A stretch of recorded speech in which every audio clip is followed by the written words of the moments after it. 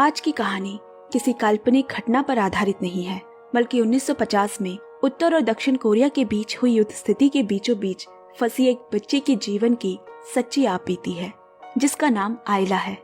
मुझे भरोसा है ये कहानी ना ही अंत तक आपको रुला देगी, बल्कि प्यार का वो रूप लेकर खड़ी होगी जिसे देश, दुनिया, यहाँ तक कि वक्त भी आपसे छीन नहीं सकता। पूरी कहानी जरूर सुनना और पसंद आए तो वीडियो को लाइक, शेयर, कमेंट पक्के से करें। अगर अब तक चैनल सब्सक्राइब नहीं की है तो कर ले ऐसी कहानी सुनने के लिए। 2017 की South Korean Turkish movie Ayla the daughter of war, director Can Ulkay, IMDb rating 8.4। अब कहानी की ओर बढ़ते हैं। दक्षिण कोरिया का एक छोटा सा गांव है जहां कुछ एक घरों के बीच एक परिवार और भी है, जिसकी एक 5 साल की बेटी है। माँ बाप की लाडली, हंसती खेलती, चंचल सी सियोल। मगर उस दिन ये गांव भी दुश्मनों के हत्थे चढ़ गया। एक के बाद एक युद्ध विमानों से बम बरसाए जाने लगे और जल्द ही उत्तर कोरिया के सैनिकों ने गांव में कूच कर दिया, यानी युद्ध शुरू हो गया है। सियोल की माँ ने उसे एक महफूज जगह में छुपा कर कहा, बिल्कुल शोर मत करना और यही मेरा इंतजार करना, मैं जल्दी आऊंगी। उस वक्त नन्ही सियोल को क्या मालूम था कि वो अपनी माँ को आखिरी दफा देख रही है। काफी देर हो गई, फिर भी सियोल माँ का इंतजार कर रही है। उसे नहीं मालूम कि सैनिकों ने सब खत्म कर दिया है और उसकी माँ को भी। वो इसी उम्मीद में बैठी है कि माँ अभी आ जाएगी। अब दूर टर्की देश में दृश्य बदल जाता है। सुलेमान एक टर्की सैनिक है और अपने दोस्तों के साथ शहर की ओर जा रहा है। तभी रास्ते में एक लड़की नौरा को देखते हैं जो सुलेमान को पसंद करती है। यही हाल सुलेमान का भी है, लेकिन उन दोनों ने कभी अपने प्यार का इजहार नहीं किया।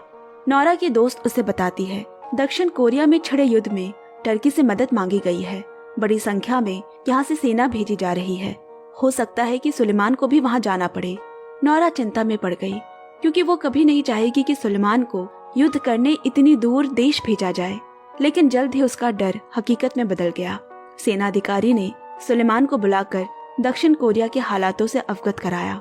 उसे और उसके बटालियन को जल्द ही वहाँ जाना होगा। उस रात वो नौरा से मिला। नौरा उसे जाने नहीं देना चाहती। अगर उसे वहाँ कुछ हो गया तो मेरा क्या होगा? लेकिन सुलेमान ने उसे समझाया, कोरिया को तुर्की की जरूरत है और तुर्की सरकार को हम जैसे नौजवानों की। मुझे देश के लिए जाना होगा। भारी मन के साथ नौरा ने अपने प्यार को विदा किया। अगले दृश्य में सुलेमान अपने दोस्त अली और बाकी सैनिकों के साथ समुद्री जहाज में रवाना हो रहे हैं। सुलेमान अपने माँ बाबा के लिए एक खत छोड़ गया, जिसे पढ़कर उन्हें सुलेमान के माता पिता होने पर बहुत गर्व की अनुभूति हुई। और एक खत उसने नौरा के लिए छोड़ा, जिसमें उसने पहली बार अपने प्यार का इजहार किया है और ये वादा भी किया है कि वो जल्द वापस आकर उससे शादी करेगा।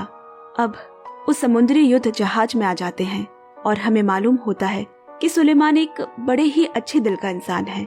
एक रोज कुछ चींटियां देखकर उन्हें मारने के बजाय वो उन्हें खाना खिला रहा है। लेकिन ये जल्द ही एक चिंता का विषय बन गया उसके साथी और अन्य अधिकारियों के लिए। जो इंसान एक चींटी नहीं मार सकता, वो युद्ध के मैदान में इंसान को कैसे मारेगा? अब कई दिनों के लगातार सफर के बाद जब उनका जहाज दक्षिण कोरिया के बंदरगाह तक पहुंचा, वहां के स्थानीय लोगों ने दिल खोलकर उनका स्वागत किया। वहां से निकलकर जब सुलेमान और उसका दोस्त अली की टोली बेस कैंप की तरफ बढ़ी, रास्ते में दोनों तरफ का दृश्य देख उनकी रूह कांप गई। वहां लोगों के मृत शरीर का ढेर और उनके परिजनों के हाहाकार हर तरफ गूंज रहा है। अब बेस कैंप पहुंचकर उन्हें एक साथी ने बताया कि युद्ध जल्दी ही खत्म हो जाएगा और हम अपने अपने घर लौट सकेंगे। तभी उत्तर कोरिया के हवाई जहाजी बेड़ों ने उन पर हमला कर दिया।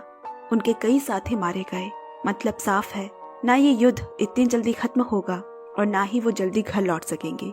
अब एक दिन सुलेमान और उसके कुछ साथी रात के अंधेरे में शहर की तरफ बढ़ रहे हैं कि तभी उन पर दोबारा हमला हुआ। वो किसी तरह जान बचाकर जंगल की तरफ भागे, जहाँ जिस भी जहाज में नजर दौड़ाओ मरे लोगों की लाशों की ढेर लगी है। वहीं कुछ दूर से उन्हें किसी बच्चे के रोने की आवाज आई।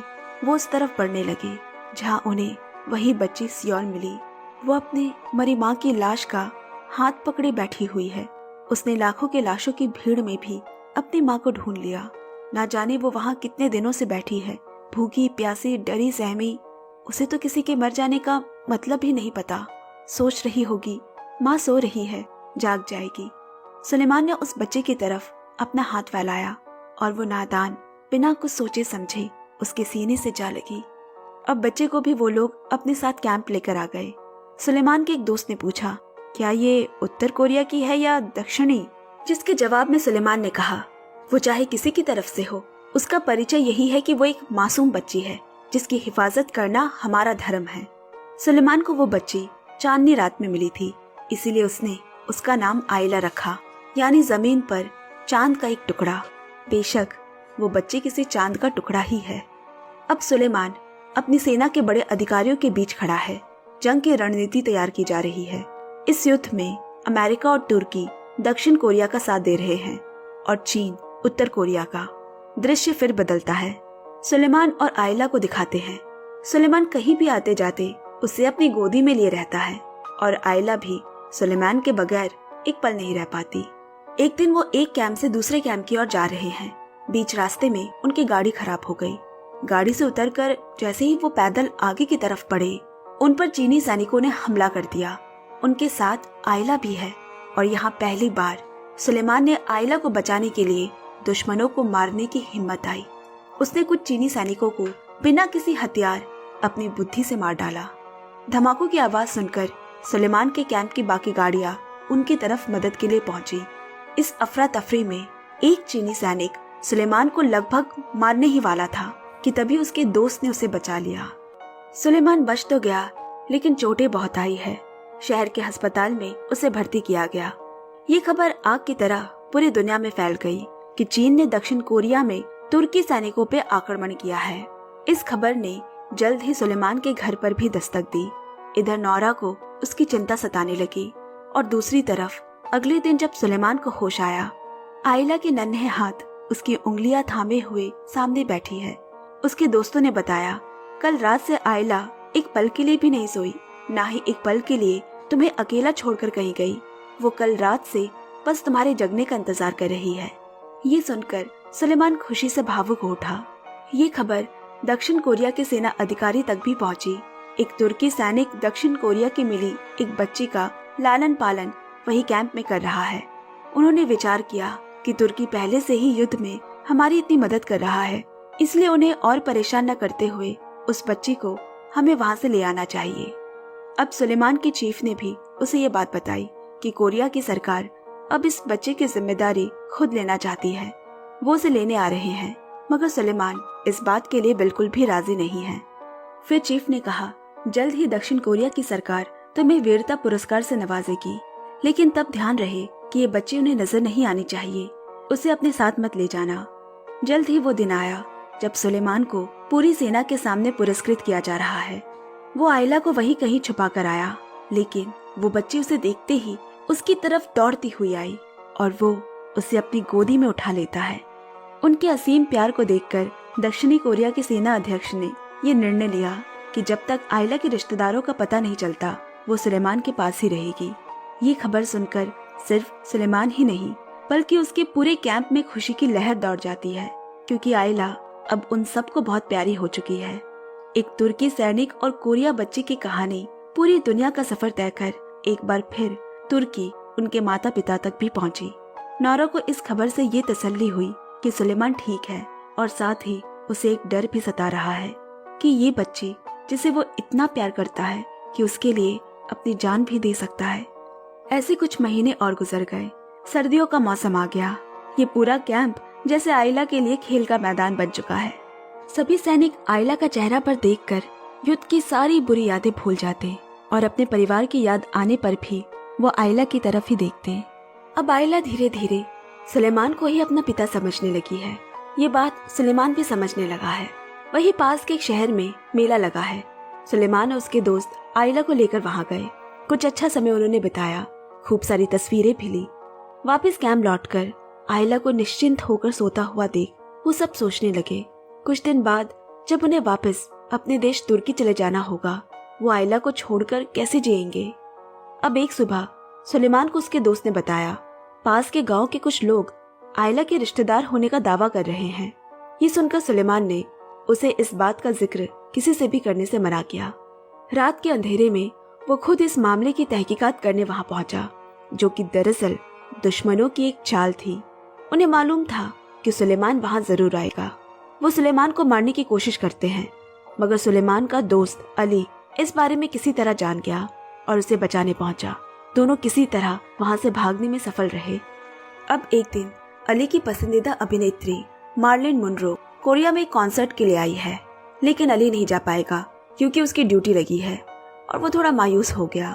सुलेमान बोला, दिल छोटा मत करो, मैं जाऊंगा कॉन्सर्ट में और तुम्हारे लिए मार्लिन मुनरो की ऑटोग्राफ ले आऊंगा। अब वो कॉन्सर्ट में गया और नन्ही आइला के नाम मार्लिन ने एक ऑटोग्राफ भी दिया। वो ऑटोग्राफ सुलेमान ने अपने दोस्त अली के हाथों में थमाया, जिसे देख वो बड़ा खुश हुआ। लेकिन किसे पता था कि वो दिन अली का आखिरी दिन होगा। एक गोली अली के सर के आर पार हो गई। अपने जिगरी दोस्त को गवाकर सुलेमान बहुत दुखी है। उसकी कब्र के सामने बैठा उससे बातें कर रहा है, उसे याद करते हुए रो रहा है। ये देख नन्ही आइला भी सुलेमान के कंधे पर सर रखकर रोने लगी। कितना निश्चल प्रेम है कि जब एक रोए तो दूसरे की आंखों में भी पानी आ जाए। कुछ दिन बाद युद्ध खत्म होने का ऐलान हुआ। तुर्की सैनिकों का दक्षिण कोरिया में आए पूरे 1 साल हो गए हैं। जल्द ही एक एक कर उनके बटालियन अपने देश वापस जाने लगे। सभी आइला को गले लगकर रोने लगे और उसे प्यार से अलविदा किया। इस बीच सुलेमान ने वापस ना जाने का फैसला लिया। वो आइला के साथ यहीं कुछ समय और रहेगा। सुलेमान के घर वापस ना आने से उसके माँ बाप और नौरा को बहुत तकलीफ हुई। एक दिन यूं ही बैठे रेडियो सुनते हुए सुलेमान को नौरा की फरमाइश में एक गीत सुनाया गया जो सुलेमान के लिए है। गाना सुनकर सुलेमान की आंखें नम हो गई, क्योंकि वो भी नौरा से बहुत प्यार करता है, मगर इतनी छोटी बच्ची को छोड़कर जा भी नहीं सकता। फिर उसने आइला के माथे को चूमते हुए कहा, अगर मैं कभी वापस गया तो तुम्हें अपने साथ लेकर ही जाऊंगा। यहाँ सुलेमान के देश में कोई और भी है जिसे उसका इंतजार है। सुलेमान की पक्की सहेली लिली। उसने जब वो गाना सुना वो समझ गई कि सुलेमान किसी और को चाहता है। उसका दिल टूट गया। अब सुलेमान ने चीफ के पास अपनी इच्छा जाहिर की कि वो आइला को अपने साथ तुर्की ले जाना चाहता है। चीफ ने सख्त होते हुए कहा, ये फौज का मैदान है, कोई बच्चों का खेल नहीं। जब तक फौज में हो यहाँ के नियम मानकर चलना होगा। अब कुछ दिनों बाद वहाँ एक कोरियन टीचर आई जो आइला को अपने साथ ले जाना चाहती है। उसने सुलेमान को बताया, उनके यहाँ एक यतीम खाना है जहाँ युद्ध से पीड़ित आइला जैसे कई बच्चे रह रहे हैं। साथ ही उनकी शिक्षा का भी ख्याल रखा जाता है। लेकिन सुलेमान का मानना है कि आइला मानसिक रूप से तैयार नहीं है समाज का सामना करने के लिए। मुझे थोड़ा वक्त चाहिए कि उसे मैं आने वाले कल के लिए तैयार कर सकूं। तब मैं खुद उसे आपके पास लेकर आऊंगा, सुलेमान बोला। कुछ दिन और गुजर गए। आज वो दिन आ ही गया जब सुलेमान आइला को लेकर उसी टीचर के पास जा रहा है। उसने आइला को समझाया, तुम बड़ी हो गई हो, अब तुम्हें स्कूल जाना होगा, पढ़ाई लिखाई करनी होगी।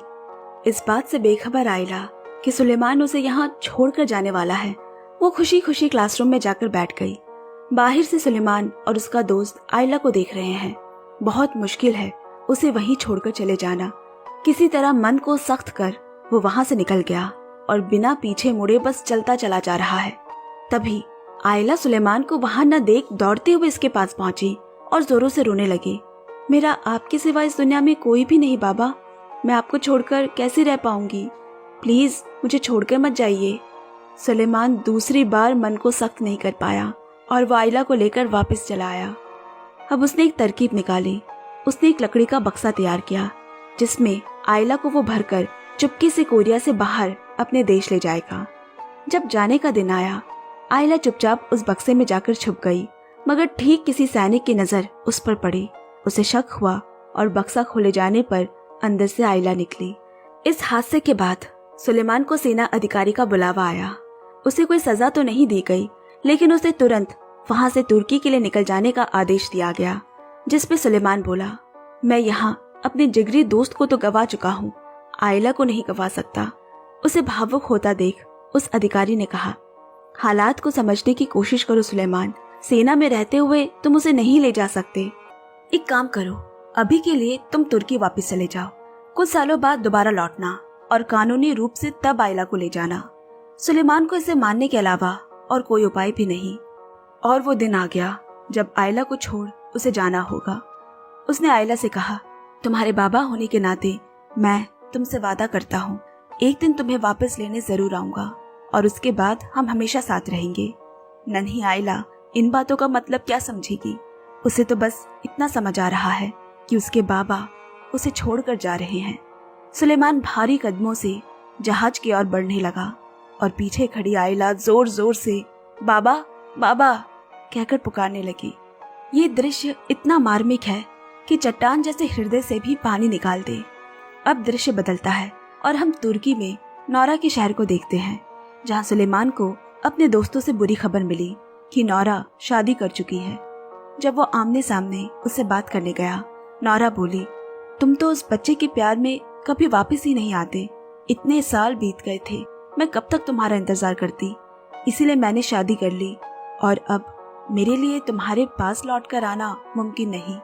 टूटे दिल से सुलेमान ने तय किया कि वो अब नौरा के शहर में कभी वापस नहीं आएगा और अपने माँ बाबा के पास लौट गया। लेकिन वापस जाने से पहले वो अपनी सबसे अच्छी सहेली लिली से शादी करता है, जो अभी भी सुलेमान का इंतजार कर रही थी।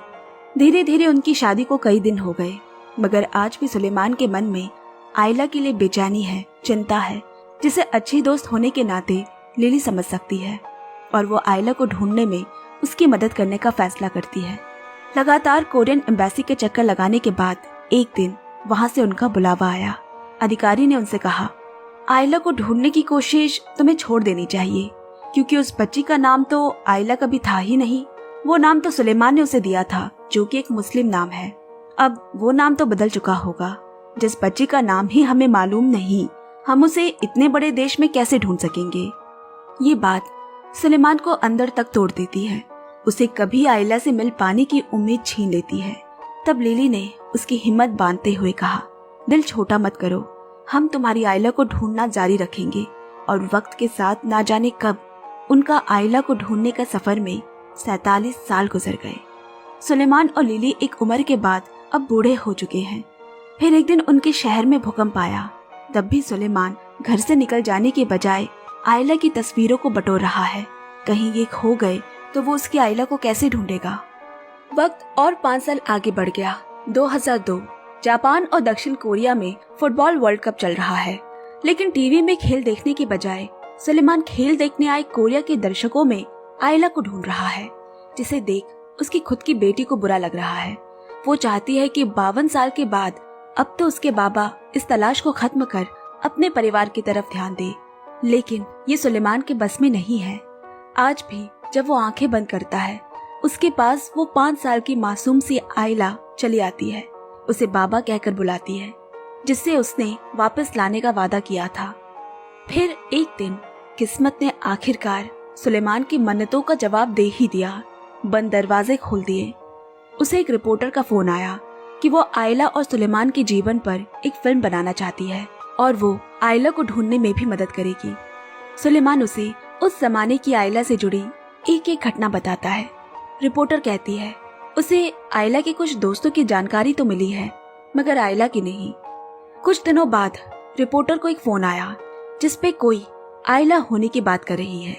बिना किसी को बताए पहले वो खुद आयला से मिलने पहुंची और उसे सुलेमान और उसके बचपन की कुछ तस्वीरें दिखाई। तस्वीरें देखते ही वो रो रो कर कहने लगी, बाबा कहाँ है? मुझे मेरे बाबा से मिलवा दो। यही हम समझ जाते हैं कि वो वही 5 साल की सुलेमान की आयला है। और इसके बाद हम कहानी के सबसे दिल छू लेने वाले हिस्से में आ जाते हैं। 60 साल बाद साल 2010 सुलेमान एक बार फिर दक्षिण कोरिया का सफर तय करता है। तब के कोरिया और आज के कोरिया में जमीन आसमान का फर्क है। पता नहीं आयला कैसे बड़ी हुई होगी। यही सब सोचते हुए वो एक पार्क में बैठे आयला का इंतजार कर रहा है। तभी दूर से आयला उसकी तरफ आते हुए नजर आई और दोनों दौड़ते हुए एक दूसरे के गले से लग गए। बहुत रोए। एक बाप ने 60 साल पहले अपनी बेटी से किया वादा पूरा कर लिया। वो उसे लेने आखिरकार आ ही गया। और इसके साथ हमें असली वीडियो दिखाई जाती है, जहां असल जिंदगी का सुलेमान आयला से मिला था। ये घटना हमारे दिल को छू तो लेती ही है, मगर इसके साथ इंसानियत के प्रति, अच्छाई के प्रति एक उम्मीद जगा जाती है। खून का रिश्ता ना होते हुए भी हमें आज एक बाप बेटी में सोलमेट्स मिल गया।